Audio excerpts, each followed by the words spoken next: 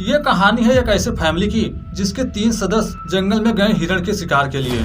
जब उस वीरान ऊंची ऊंची पहाड़ियों में पहुंचे तो उन्होंने पाया उनके अलावा और भी बहुत सारे सिपाही आए हुए हैं शिकार के लिए। शिकार के दौरान उनमें से एक साथी गलतीवश अलग हो गया बाकी लोगों से।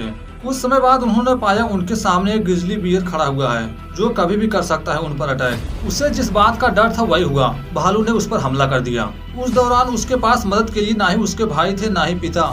यह समय था सितंबर सन 1995 का।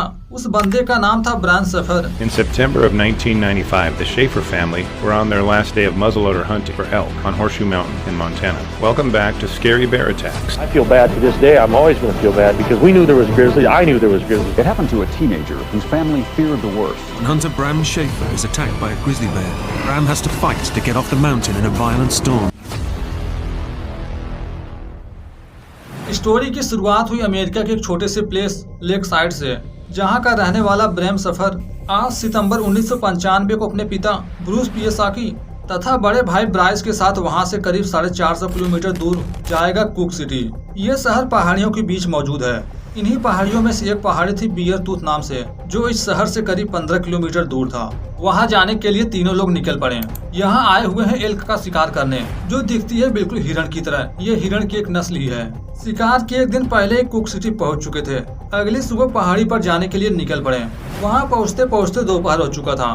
पहाड़ी के बीच जंगल में उन्होंने अपना कैंप लगाया। इनका टूर चलने वाला था 1 से 2 दिनों तक। दोपहर के 2 बजे जंगल में जाने से पहले तीनों लोग एक दूसरे से एक बात कहें कि अंधेरा होने से पहले कैंप के पास आ जाना, क्योंकि आगे ये शिकार एक साथ नहीं करने वाले थे, बल्कि तीनों अलग अलग दिशा में जाएंगे ताकि कम समय में ज्यादा से ज्यादा शिकार कर पाएं। जैसा कि ये काफी बड़े जानवर का शिकार करने जा रहे हैं, इसलिए सुरक्षा के तहत मजल लोडेड राइफल तीनों के तीनों साथ लिए थे। ब्रैम हाल ही में हाई स्कूल कंप्लीट किया था। उसकी उम्र थी लगभग 18 वर्ष। हाई स्कूल कंप्लीट होने की खुशी में आज वो आया है अपने पिता के साथ, क्योंकि इससे पहले शिकार के लिए उसके बड़े भाई तथा फादर ही जाया करते थे। जब कैंप को छोड़कर शिकार के लिए आगे बढ़े तो इन्होंने पाया कि यहाँ ये 3 लोग अकेले नहीं हैं। इनके अलावा और भी कई सारे लोग आए हैं शिकार के लिए। जंगल तक पहुंचने में सभी लोग साथ थे। ये जिस पहाड़ी पर जा रहे थे उसकी ऊंचाई समुद्र तल से 1000 फीट के आसपास है। ये भले ही आए थे एल्क का शिकार करने, पर सभी इस बात से अनजान थे इस जंगल में उनके अलावा और भी कई सारे जानवर मौजूद हैं, जिनमें से एक है ग्रिजली बियर। इन्हीं की तरह वे भी निकलते हैं जंगल में शिकार के लिए। उनके पंजे की पकड़ इतनी मजबूत होती है, यदि पंजे में मजबूत से मजबूत चीज क्यों न आ जाए उसे नोच उखाड़ने की ताकत रखते थे। पहाड़ी के काफी ऊंचाई पर जाने के बाद ये डायरेक्शन बदलने को सोचने लगे, जबकि उनके साथ आए हुए साथी थोड़े समय पहले ही अलग हो चुके थे। यहाँ बचे थे अब यही 3 लोग। अब ये तीनों लोग भी एक दूसरे से दूर होते गए। ब्रैम को जानवरों का शिकार करने का ज्यादा एक्सपीरियंस नहीं था, मगर राइफल वगैरह चलाना बेखूबी आता था। इसीलिए उसके पिता इतने कॉन्फिडेंस के साथ दोनों बेटों को अलग दिशा में भेज दिए। पर इन्हें कहाँ पता था आज ये जानवर का शिकार नहीं बल्कि जानवर करेंगे इनका शिकार। ब्रैम बड़े चालाकी से एक एक कदम आगे बढ़ाता हुआ जंगल में चला गया। उसी की तरह बाकी लोग भी कई मीटर स्क्वायर एरिया में शिकार की तलाश की है, पर अभी तक उन्हें एक भी शिकार हाथ नहीं लगा। लगभग आधे घंटे बाद ब्रैम जंगल के एक ऐसे हिस्से में पहुंचा जहां पेड़ पौधे काफी घने मात्रा में थे। वहां पहुंचकर उसे कुछ ठीक नहीं लगा। चारों तरफ बिल्कुल सन्नाटा छाया था। अब तक उसे पक्षियों के चहचहाने की आवाज सुनाई पड़ रही थी, पर यहाँ पहुंचकर चीजें बिल्कुल अलग थी।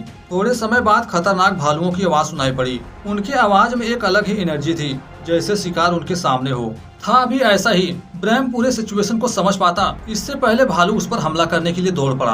ब्रैम जान बचाने के लिए भागने लगा कि समय इतना कम था कि सामने की पेड़ में जाकर टकरा गया। इतना समय काफी था भालू को उस पर अटैक करने को। ब्रैम को जरा भी समय नहीं मिल पाया था कि बचाव में उस पर गोली चला सके।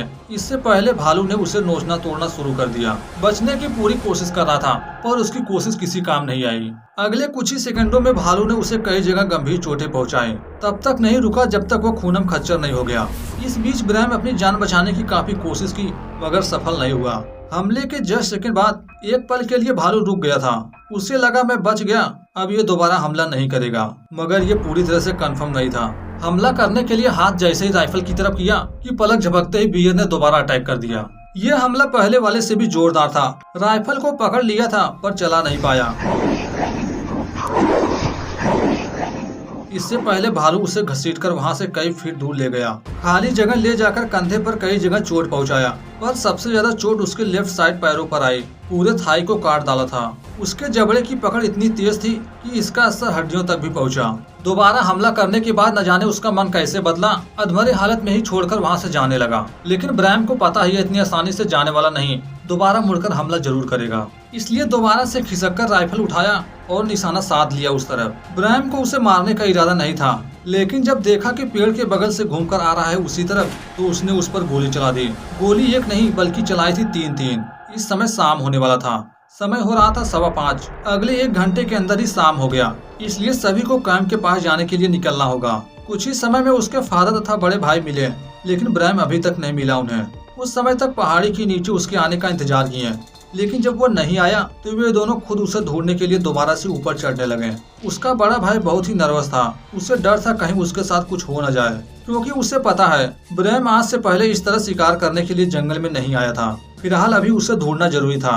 कुछ ही समय बाद एक पेड़ के पास पहुँचे, जिस पर पंजे का एक बहुत बड़ा निशान देखने को मिला। यह देखकर इतना तो एहसास हो चुका था उन्हें, यहाँ जरूर कोई ग्रिजली बियर है जो है बहुत ही ताकतवर। काफी लंबे समय तक दोनों उसे ढूंढते रहे, मगर उसका कुछ भी पता नहीं चल सका। थोड़े समय में हवाएं चलनी शुरू हो गईं, क्योंकि आज मौसम कुछ ठीक नहीं था। तूफान आने की आशंका थी। वहीं दूसरी तरफ ब्रैम भालू को मारने के बाद भी राइफल नीचे नहीं किया था, निशाना लगाया हुआ है। उसे कंफर्म करना था कि वह मर गया या फिर अभी भी जीवित है। अगर वह जीवित निकला तो दोबारा हमला करेगा, मगर काफी समय इंतजार करने के बाद वह नहीं उठा। मतलब साफ था मर चुका है वह। मगर उसके हमले से शरीर पर काफी गहरा जख्म आया था। थोड़े समय में बारिश भी होने लगी। अब तक बाकी शिकारी कैंप तक पहुंच गए थे, लेकिन उसके पिता तथा भाई अभी तक नहीं पहुंचे थे कैंप के पास। बाकी लोग उन तीनों को बिल्कुल नहीं जानते थे, पर इंसानियत के नाते एक दूसरे से पूछने लगे वे तीनों अभी तक क्यों नहीं आए। मौसम भी हो रहा था खराब। वहीं ब्रैम जब उठने की कोशिश किया तो उसके बाएं पैर में दर्द काफी ज्यादा था। अब तक बारिश होनी शुरू हो गई थी। जब पैर के जख्म को देखा तो उसके होश ही उड़ गए, क्योंकि हमें जैसे ही कोई बड़ा जख्म लगता है तो उसका दर्द अगले कुछ समय तक नहीं होता, मगर जैसे जैसे वक्त गुजरता है बढ़ने लगता है दर्द भी। उसने पाया कि बायां पैर गंभीर रूप से जख्मी है, घाव पहुंच चुका था हड्डियों तक। ऊपर से बारिश का पानी पड़ने से दर्द और भी बढ़ रहा था, इसलिए सबसे पहले जख्म के ऊपर कपड़ा लपेट लिया। पेन इतना ज्यादा था वो चलने की हालत में नहीं, इसलिए कई सारी गोलियां फायर करके अपने भाई तथा फादर को बुलाने की कोशिश किया। चिल्ला चिल्लाकर आवाजें भी लगाया, लेकिन वे दोनों उस लोकेशन से काफी दूर थे। अब तक बाकी शिकारी भी वहां पहुंच चुके थे उन दोनों को ढूंढते ढूंढते। दोनों लोग तो मिल गए, मगर ब्रैम उन्हें कहीं नहीं मिला। इस समय सभी लोग मिलकर अलग अलग दिशा में दौड़कर ढूंढने लगे। सूरज भी ढल चुका था। मौसम को देखकर इतना तो अनुमान लगा चुके थे कि आज तूफान काफी बड़ा होने वाला है। ब्रैम के इंतजार करते करते जब बारिश होने लगी तो वह खुद चलने की कोशिश करने लगा, पर बार बार गिर जा रहा था जमीन पर। अंधेरा होने पर और भी खतरा था उसकी जान का, इसलिए जिस भी हालत में है पहाड़ी से नीचे जाने लगा। बीच बीच में कई बार गोलियां चलाया, लेकिन उन लोगों तक आवाज पहुंच नहीं पा रही थी। ब्रैम को ढूंढते ढूंढते अंधेरा हो गया।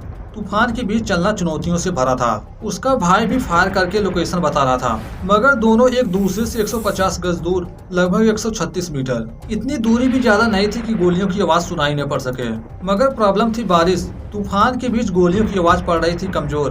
तूफान जब ज्यादा बढ़ने लगा तो बाकी साथी वहां से चले गए। दोनों लोग ढूंढते ढूंढते एक पेड़ के बगल में बैठे हुए थे, जहां पर उन्होंने एक बार फिर से फायर की।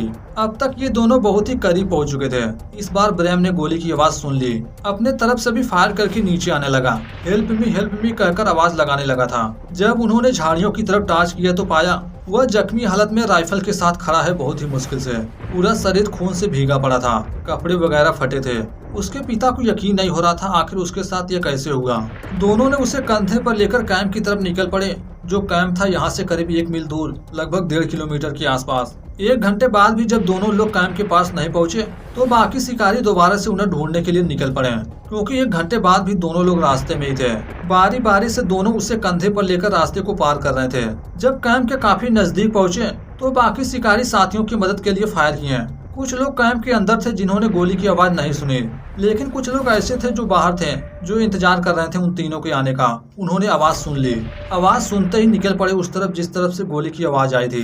ब्रैम को लगातार लेकर चलना मुश्किल था, इसलिए जहाँ भी पेड़ों की छांव मिलती थी कुछ समय के लिए रुक जाया करते थे।